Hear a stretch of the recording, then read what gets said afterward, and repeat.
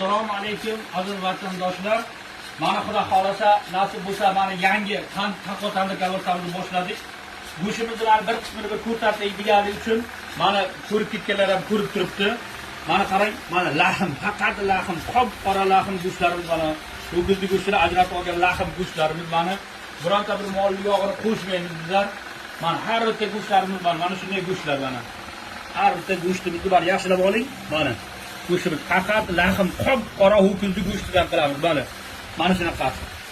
Lekin ziravorlarimizni mana ziravorlarimiz bilan tanishtiramiz. Mana bu zanjabilimiz bu. Zanjabil. Mana bunisi sumbul. Mana bunisi murch. Mana shu zira, kashnit o'zimizda mana shu tabiiy ziravorlardan foydalanamiz. Hech qanday bizlar lishli aromatizator yo'q bu narsa qo'shmaymiz. Mana bu qo'ydi dumbasi mana. Mana sviji dumba. Biz sviji dumba qo'shamiz. Sviji dumbani o'zini bir yoqimli bir mazasi bo'ladi-da. Bu yaxlaganda sal uncha aro bo'lmaydi, lekin mana shuni sviji qo'shamiz. Bu juda ham bir mazali bo'lsin deb.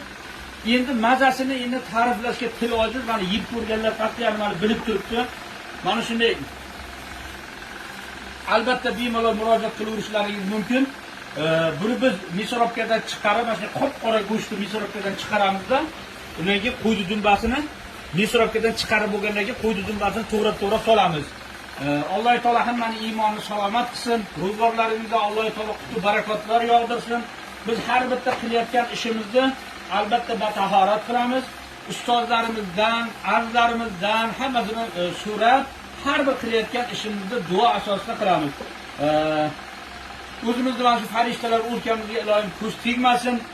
Bu dunyoda ham oxiratda ham sharmanda qilmasin. Erta jannatlarda payg'ambarimizning safida, sahobiylar, tobiinlar, tobiinlar safida jannatlarda Alloh taoloning jamolini Alloh taolo o'zi ko'rsatsin.